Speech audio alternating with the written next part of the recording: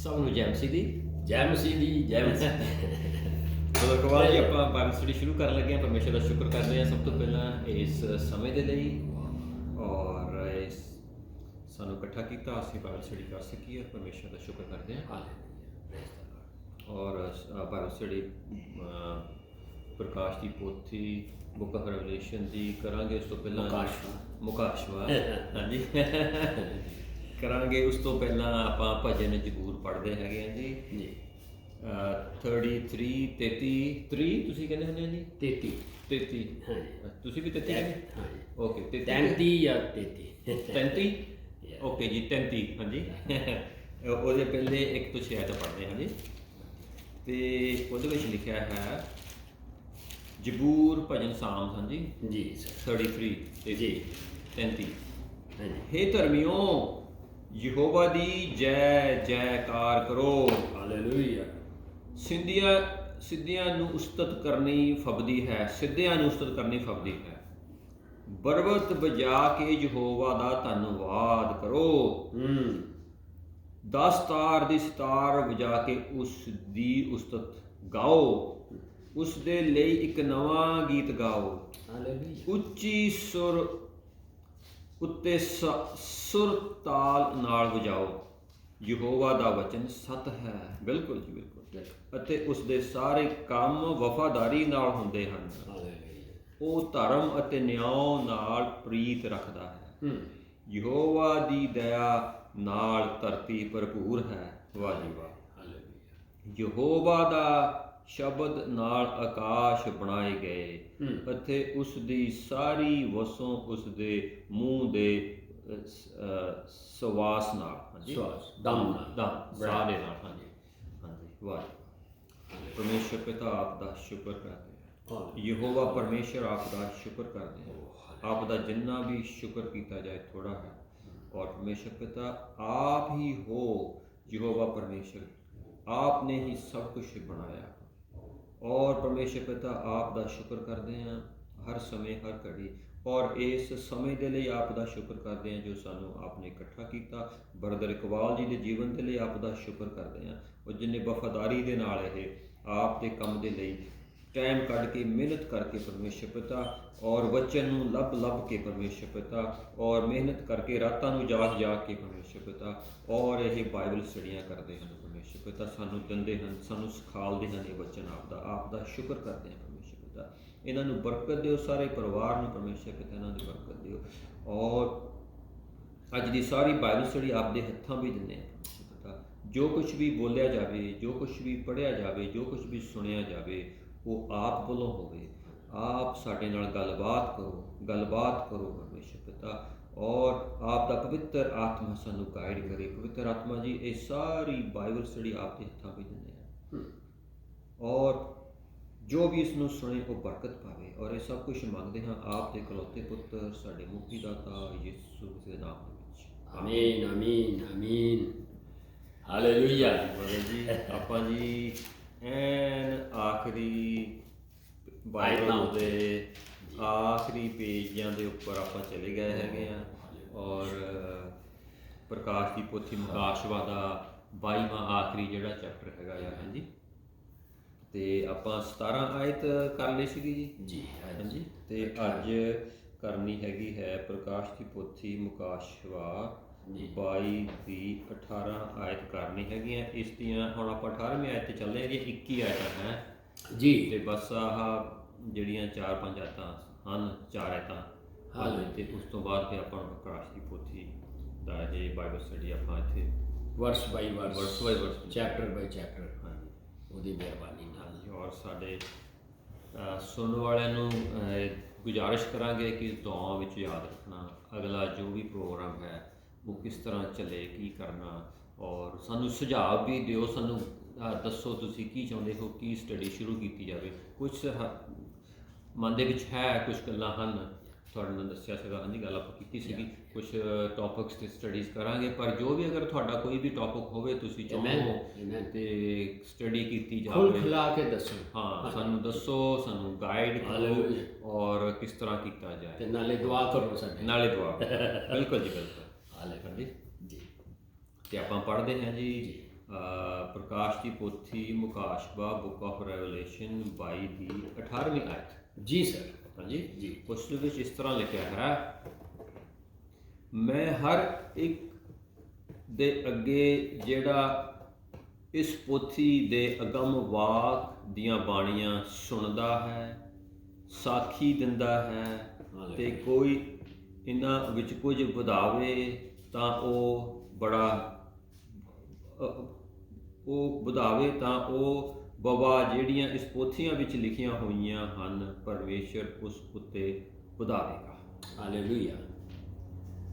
ਪ੍ਰਭੂ ਦੇ ਵਚਨ ਦੇ ਪੜ੍ਹੇ ਜਾਣੇ ਤੇ ਉਹਦੀ ਕਿਰਪਾ ਬਰਕਤ ਇੰਜੀ ਠਹਿਰੀ ਹੈ। ਹਾਂਜੀ, ਇਹ ਵਰਸ ਸਮਝਾਉਂਦੀ ਹੈ ਸਾਨੂੰ ਜੀ ਕਿ ਨਾ ਸਿਰਫ ਇਹ 7 ਚਰਚਿਜ਼ ਨੂੰ ਜਾਂ 7 ਕਲੀਸਿਆਵਾਂ ਨੂੰ, ਜਿਹਦਾ ਜ਼ਿਕਰ ਅਸੀਂ ਆਲਰੇਡੀ ਪੜ੍ਹ ਚੁੱਕੇ ਹਾਂ, ਉਹਨਾਂ ਲਈ ਜਾਂ ਅੱਜ ਕੱਲ੍ਹ ਜਿਹੜੇ ਸੰਤ ਨੇ ਜਾਂ ਬਲੀਵਰਸ ਉਹਨਾਂ ਲਈ, ਬਲਕਿ ਹਰ ਉਸ ਇਨਸਾਨ ਦੇ ਲਈ ਹੈ ਜਿਹੜਾ ਕਿ ਇਹਨਾਂ ਗੱਲਾਂ ਨੂੰ ਸੁਣਦਾ ਹੈ, ਯਾਨੀ ਜਿਹਦੇ ਕੰਨ ਨੇ।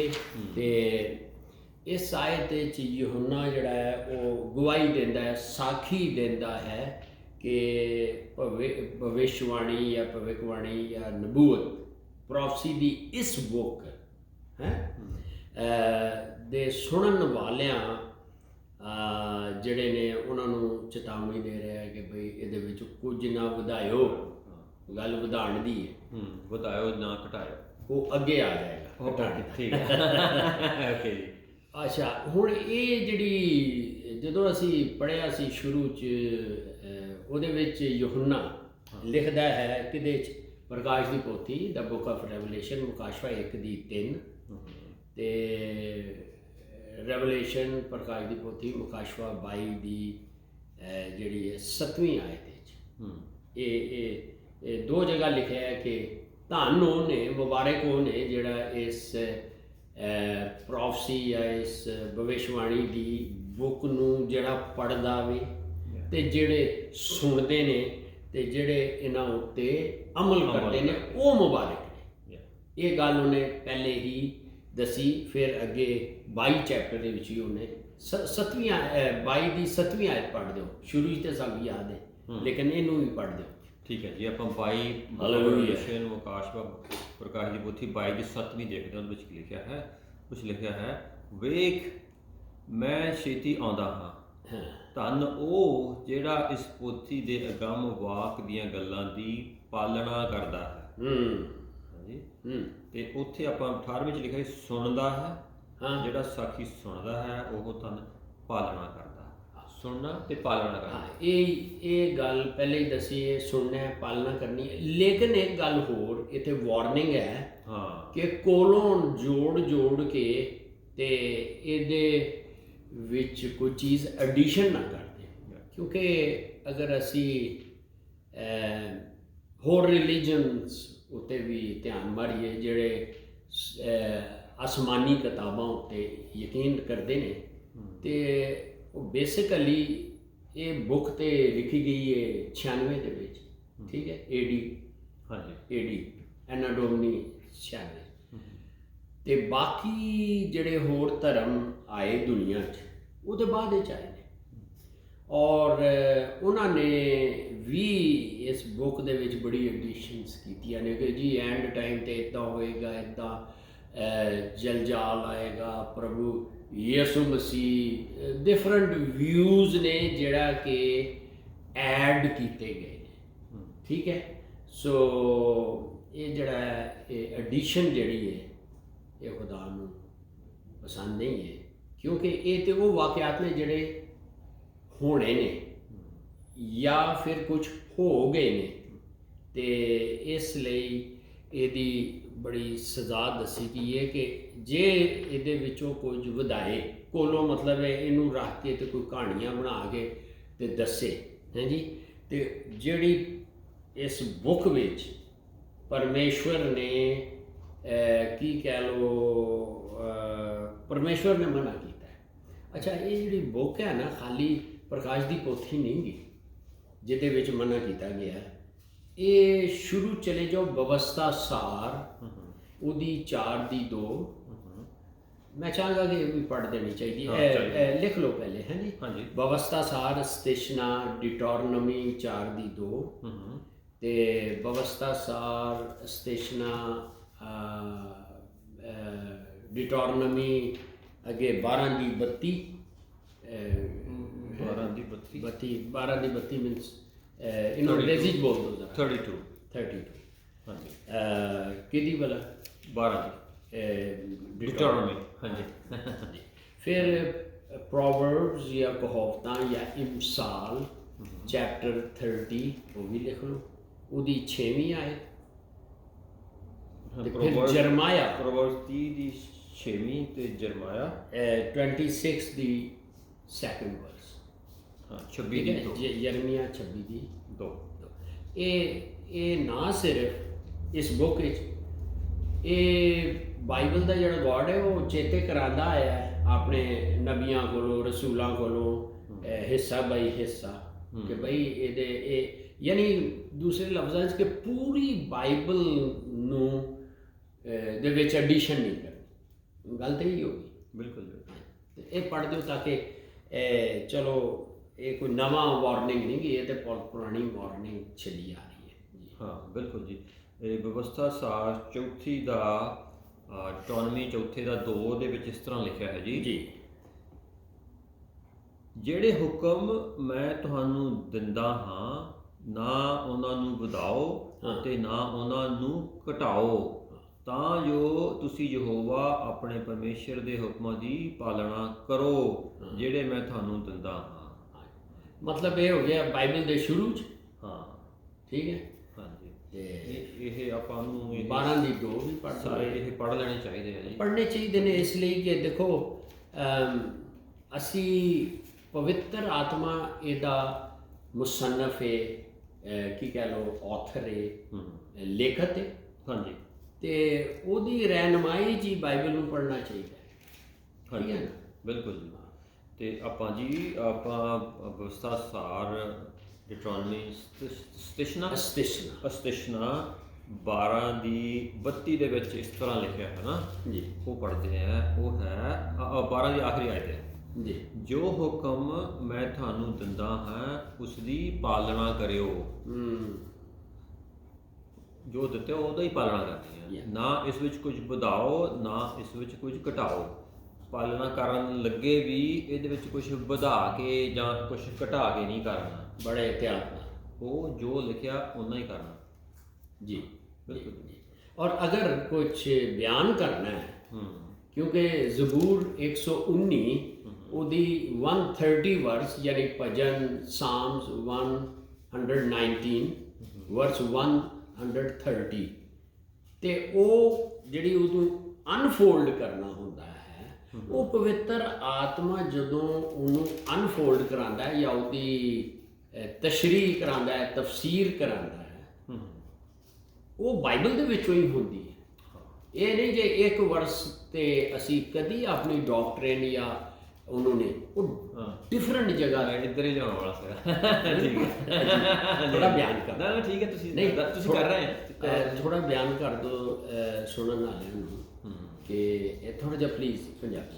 ਨਹੀਂ ਤੁਸੀਂ ਦੱਸ ਰਹੇ, ਮੈਂ ਤੁਹਾਨੂੰ ਇਹ ਸਵਾਲ ਕਰਨਾ ਸੀਗਾ ਜੀ। ਤੇ ਇਹ ਜਿਹੜਾ ਨਾ ਇਹਦੇ ਵਿੱਚ ਅਸੀਂ ਇੱਕ ਤੇ ਇਹ ਕਹਿ ਛੱਡੇ ਜੀ ਮੈਨੂੰ ਬੜਾ ਨਵਾਂ ਰੈਵੋਲੂਸ਼ਨ ਆਇਆ। ਬਈ ਨਵਾਂ ਰੈਵੋਲੂਸ਼ਨ ਜਿਹੜਾ ਹੈ ਉਹ ਕੀ ਹੈਗਾ?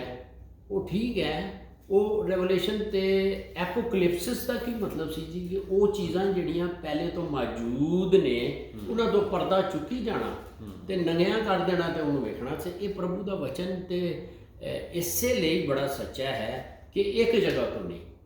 ਇਹ ਹੋਰੇ ਸਟੱਡੀ ਕਰਦੇ ਆ, ਕੀ ਕਹਿੰਦੇ ਨੇ ਬਾਈ ਜੀ ਦੱਸੋ ਥੋੜਾ ਜਿਹਾ ਕੀ? ਹਾਂ ਨਹੀਂ ਜਿੱਦਾਂ ਮੇਰੇ ਮਨ 'ਚ ਆਇਆ ਸੀਗਾ ਆਪਣੇ ਨਵਾਂ, ਜਿਸ ਤਰ੍ਹਾਂ ਹੁਣ ਅੱਜ ਕਈ ਵਾਰੀ ਉਹ ਕਹਿ ਦਿੰਦੇ ਹੈਗੇ ਜੀ ਉਹ ਰੱਬ ਨੇ ਮੈਨੂੰ ਦਿੱਤਾ ਹੈਗਾ ਰੈਵੋਲੂਸ਼ਨ, ਯਿਸੂ ਮਸੀਹ ਇਸ ਮਹੀਨੇ ਇਸ ਸਾਲ ਦੇ ਵਿੱਚ ਇੰਨੀ ਤਰੀਕ ਜੀ, ਇਹਦੇ ਵਿੱਚ ਕਿਤੇ ਲਿਖਿਆ ਨਹੀਂ ਹੈਗਾ, ਇਹ ਵਚਨ ਦੇ ਵਿੱਚ ਨਹੀਂ ਹੈਗਾ, ਅਸੀਂ ਇਹਦੇ 'ਚ ਕੁਝ ਐਡ ਨਹੀਂ ਕਰਨਾ।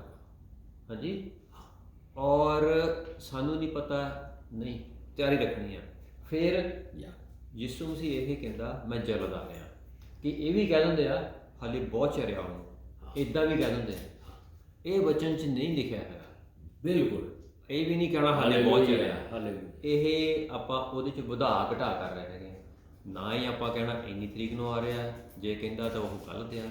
ਕਿਤੇ ਨਹੀਂ ਬੱਚੇ ਬਾਈਬਲ ਦੇ ਵਿੱਚ ਜੋ ਨਹੀਂ ਹੈਗਾ ਉਸ 'ਤੇ ਨਹੀਂ ਆਪਾਂ ਬਹੁਤ ਅੱਛੇ ਤੇ ਤਰੀਕੇ ਜਿਹੜਾ ਕਹਿੰਦਾ ਹਾਲੇ ਨਹੀਂ ਆਉਣਾ, ਬਹੁਤ ਚਿਰ ਪਿਆ ਆ, ਉਹ ਕਹਿੰਦਾ ਮੈਂ ਤਾਂ ਜਲਦ ਆ ਰਿਹਾ ਆ। ਇਹ ਵੀ ਬਾਈਬਲ ਦੇ ਮੁਤਾਬਕ, ਬਚਨ ਦੇ ਮੁਤਾਬਕ ਨਹੀਂ, ਉਹਦੇ ਤੇ ਵੀ ਨਹੀਂ ਯਕੀਨ ਕਰਦਾ। ਤਿਆਰ ਹੀ ਹਰ ਸਮੇਂ ਰੱਖਣੀ ਆ। ਉਹਨੇ ਚੋਰ ਦੀ ਤਰ੍ਹਾਂ ਆਉਣਾ, ਦੱਸ ਕੇ ਨਹੀਂ ਆਉਣਾ ਹੈਗਾ, ਔਰ ਕਹਿੰਦਾ ਉਦੋਂ ਆਉਣਾ ਜਦੋਂ ਕਿਸੇ ਨੂੰ ਕੋਈ ਸਾਰੇ ਕਹਿਣਾ ਪਤਾ ਹੀ ਨਹੀਂ। ਪਤਾ ਨਹੀਂ ਬਹੁਤ ਤੇ ਆਪਾਂ ਨੂੰ ਜੇ 32 24 ਦੀ 36 ਆਏ ਪੱਲੇ ਮੰਨ ਲਓ, ਹਾਂ ਬਿਲਕੁਲ ਉਸ ਦਿਨ ਉਸ ਘੜੀ ਦੀ ਬਾਬਤ ਹੈ। ਕੋਈ ਨਹੀਂ ਜਦੋਂ ਜਾਣਦਾ, ਕਹਿ ਦਿੱਤਾ ਹੈ ਤੇ ਫਿਰ ਵਿੱਚ ਅਸੀਂ ਕੁਝ ਨਹੀਂ ਕਰਨਾ। ਹਾਂਜੀ। ਨਹੀਂ। ਔਰ ਫਿਰ ਜੀ ਆਪਾਂ ਪੜ੍ਹਨ ਲੱਗੇ ਸੀਗੇ, ਪ੍ਰੋਵਰਬਸ ਪੜ੍ਹਨਾ ਸੀਗਾ ਤੇ ਜੀ, ਹਾਂਜੀ, sorry। ਫਿਰ ਇਹ ਵੀ ਹੁੰਦਾ ਹੈਗਾ ਜੀ, ਜਿਸ ਤਰ੍ਹਾਂ ਤੁਸੀਂ ਪਹਿਲਾਂ ਵੀ ਟੱਚ ਕੀਤਾ ਸੀਗਾ, ਜੇ ਆਪਾਂ ਸਾਰੇ ਵਚਨ ਦੇ ਵਿੱਚ ਪੜ੍ਹੀਏ, ਦੇਖੀਏ, ਸਮਝੀਏ ਔਰ ਉਸ ਤੇ ਚੱਲੀਏ, ਨਾ ਕਿ ਇੱਕ ਆਇਤ ਲੈ ਕੇ ਚੱਲੀਏ। ਹਾਂਜੀ, ਉਹ ਆਇਤ ਨੂੰ ਕਿਸ ਭਾਵਨਾ ਦੇ ਨਾਲ ਲਿਖਿਆ ਗਿਆ ਹੈ ਉਸ ਦੇ ਮੁਤਾਬਕ ਬੈਕਗ੍ਰਾਉਂਡ ਉੱਤੋਂ ਥੱਲੋਂ ਦੇਖ ਕੇ, ਹੈ ਨਾ।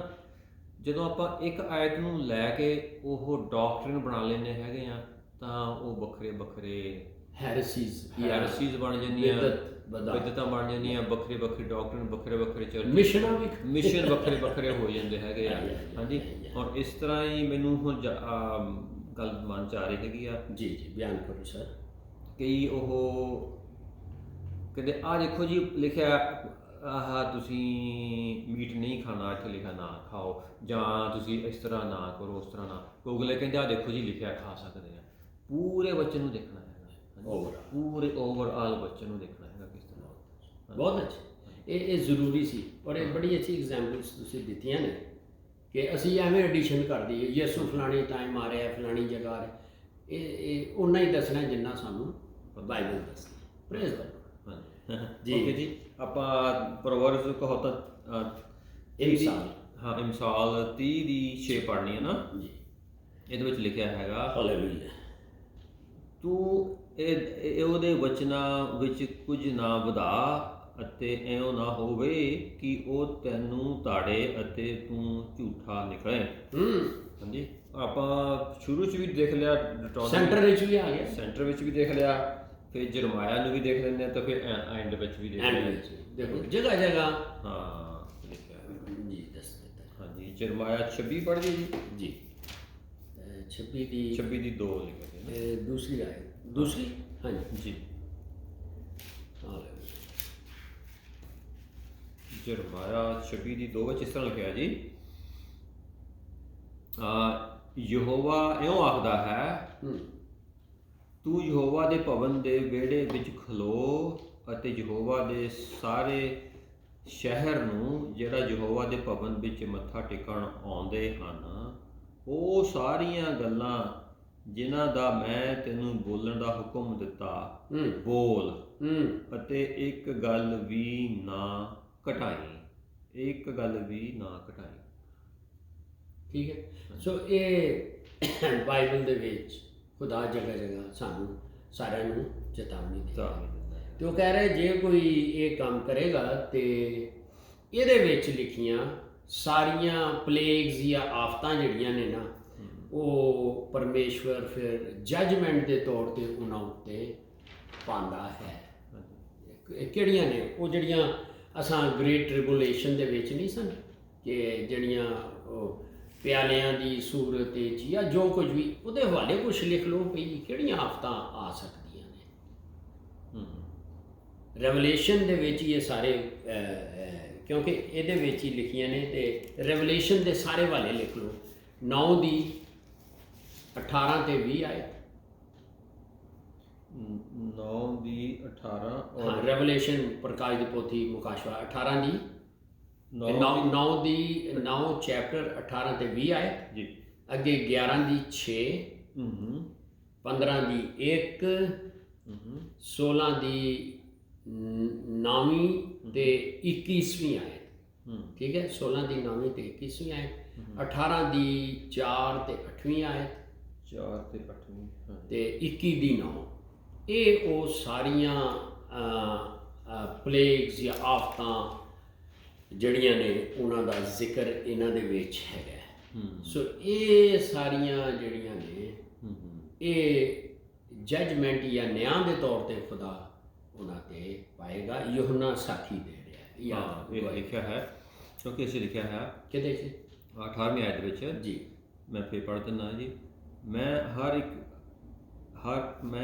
ਇੱਕ ਦੇ ਅੱਗੇ ਜਿਹੜਾ ਇਸ ਪੋਥੀ ਦੀ ਅਗਮ ਵਾਕ ਦੀਆਂ ਗੱਲਾਂ ਸੁਣਦਾ ਅਤੇ ਸਾਖੀ ਦਿੰਦਾ ਹੈ, ਜੇ ਕੋਈ ਇਹਨਾਂ ਵਿੱਚੋਂ ਕੁਝ ਵਧਾਵੇ ਉਹ ਬਵਾ ਜਿਹੜੀ ਇਸ ਪੋਥੀ ਵਿੱਚ ਇਹਦੇ ਵਿੱਚ ਇਸ ਲਈ ਅਸੀਂ ਪ੍ਰਕਾਸ਼ ਦੀ ਪੋਥੀ ਵਿੱਚ ਇਸ ਲਈ ਸਾਰੇ ਰੈਫਰੈਂਸ ਇੱਥੇ ਇਸੇ ਲਈ ਦਿੱਤੇ ਆ। ਪ੍ਰਕਾਸ਼ ਦੀ ਪੋਥੀ ਦੇ ਤੁਸੀਂ ਰੈਫਰੈਂਸ ਦਿੱਤੇ, ਜਿਹੜਾ ਇਸ ਪੋਥੀ ਪ੍ਰਕਾਸ਼ ਦੀ ਪੋਥੀ ਦੇ ਵਿੱਚ ਲਿਖੀਆਂ ਮਤਲਬ ਹੋਈਆਂ ਉਹ ਪਰਮੇਸ਼ਰ ਉਹ ਉੱਥੇ ਆਫਤਾਂ ਹਾਂ ਜੀ। ਕੋਈ ਸਵਾਲ ਹੈ ਦੇ ਨਹੀਂ ਜੀ 19 ਆਇਤ ਤੇ ਚਲੋ ਹਾਲੇਲੂਇਆ 22 ਦੀ 19 ਹਾਂਜੀ ਹਾਂਜੀ ਰੈਵਲੇਸ਼ਨ ਮੁਕਾਸ਼ਵਾ 22 ਦੀ ਪ੍ਰਕਾਸ਼ ਦੀ ਪ੍ਰਕਾਸ਼ ਦੀ ਪੋਥੀ 22 ਦੀ 19ਵੀਂ ਆਇਤ ਪੜ੍ਹਦੇ ਹਾਂ ਜੀ ਜੀ। ਜੀ 19 ਹਾਂ ਠੀਕ ਹੈ ਜੀ। ਜੀ ਬਿਲਕੁਲ ਠੀਕ ਹੈ। ਇਸ ਦੇ ਵਿੱਚ ਇਸ ਤਰ੍ਹਾਂ ਲਿਖਿਆ ਹੈ 22 ਦੀ 19 ਪ੍ਰਕਾਸ਼ ਦੀ ਪੋਥੀ ਅਤੇ ਜੇ ਕੋਈ ਇਸ ਅਗਮ ਵਾਕ ਦੀ ਪੋਥੀ ਦੀਆਂ ਬਾਣੀਆਂ ਵਿੱਚੋਂ ਕੁਝ ਘਟਾਵੇ ਤਾਂ ਜੀਵਨ ਦੇ ਬਿਰਸ਼ ਤੋਂ ਅਤੇ ਪਵਿੱਤਰ ਨਗਰੀ ਵਿੱਚੋਂ ਅਰਥਾਤ ਉਹਨਾਂ ਗੱਲਾਂ ਵਿੱਚੋਂ ਜਿਹੜੀਆਂ ਇਸ ਪੋਥੀ ਵਿੱਚ ਲਿਖੀਆਂ ਹਨ ਪਰਮੇਸ਼ਰ ਉਸ ਦਾ ਹਿੱਸਾ ਘਟਾਵੇਗਾ। ਪ੍ਰਭੂ ਦੇ ਵਚਨ ਦੇ ਪੜ੍ਹੇ ਜਾਣੇ ਤੇ ਉਹਦੀ ਬਰਕਤ ਰਵੇ।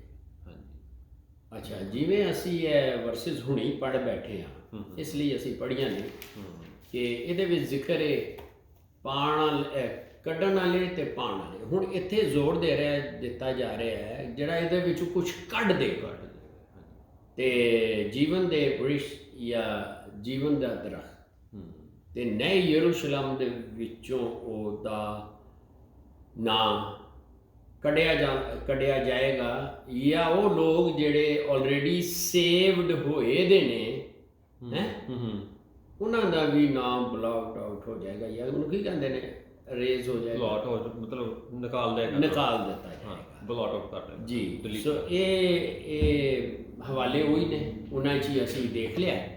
ਸੋ ਇਹ ਉਹ ਲੋਕਾਂ ਦਾ ਜ਼ਿਕਰ ਹੈ ਜਿਹੜੇ ਜਾਣ ਬੁੱਝ ਕੇ ਆਪਣੇ ਮਫਾਦ ਜਾਂ ਆਪਣੀ ਵਾਹ ਕਰਨ ਦੇ ਲਈ ਇਹਦੇ ਵਿੱਚ ਮਿਲਾਵਟ ਕਰਦੇ। ਜਿਸ ਤਰ੍ਹਾਂ ਅਸੀਂ ਜ਼ਿਕਰ ਕੀਤਾ ਹੈ ਬੜੀ ਡਿਟੇਲ ਨਾਲ ਤੁਸੀਂ ਦੱਸ ਦਿੱਤਾ ਕਿ ਆਪਣੇ ਆਪ ਨੂੰ ਜੀ ਉਹ ਆਹ ਗੱਲ ਮੈਂ ਦੱਸਾਂਗਾ ਤੇ ਲੋਕ ਕਹਿਣਗੇ ਵਾਹ ਇਹ ਬੜਾ ਕੀ ਹੈ ਉਹ ਸਕਾਲਰ ਬੰਦਾ ਹੈ ਜਾਂ ਕੀ ਗਿਆਨੀ ਹੈ ਨੋ ਤੇ ਉਹਨੂੰ ਉਹਦੇ ਵਿੱਚ ਐਡੀਸ਼ਨ ਜਾਂ ਉਹਨੂੰ ਕੱਢ ਦੇ। ਸੋ ਇਹ ਡਰਨਾ ਚਾਹੀਦਾ ਪਵਿੱਤਰ ਆਤਮਾ ਦੀ ਅਗਵਾਈ 'ਚ ਹੀ ਸਾਨੂੰ ਉਹਦੀ ਗਾਈਡੈਂਸ 'ਚ ਹੀ ਚੱਲਣਾ ਚਾਹੀਦਾ ਵਰਨਾ ਇਹ ਤੇ ਗੱਲ ਲਿਖ ਦਿੱਤੀ ਗਈ ਹੈ ਉਹ ਪਰਮੇਸ਼ਵਰ ਦੇ ਕ੍ਰੋਧ ਜਾਂ ਕਹਿਰ ਤੋਂ ਨਹੀਂ ਬਚ ਸਕਦਾ। ਕਿਉਂ ਜੇ ਇਸ ਆਇਤ ਦੇ ਮੁਤਾਬਿਕ ਜਿਹੜਾ ਕੋਈ ਇਸ ਦੇ ਵਿੱਚੋਂ ਕੁਝ ਕੱਢੇਗਾ ਯਾਨੀ ਖੁਦਾ ਉਸ ਕੀ ਕਹਿੰਦੇ ਨੇ ਲਾਈਫ ਦਾ ਜਿਹੜਾ ਟਰੀ ਹੈ ਹਯਾਤ ਦਾ ਦਰਖਤ ਤੇ ਨਏ ਯਰੂਸ਼ਲਮ ਦੇ ਵਿੱਚੋਂ ਇਹਦਾ ਮਤਲਬ ਇਹ ਉਹਨਾਂ ਦੇ ਨਾਂ ਲਿਖੇ ਦੇ ਸਨ।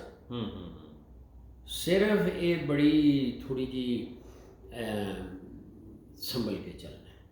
ਬਿਲਕੁਲ ਨਿਕਲਿਆ ਵੀ ਜਾ ਸਕਦਾ ਹੈ।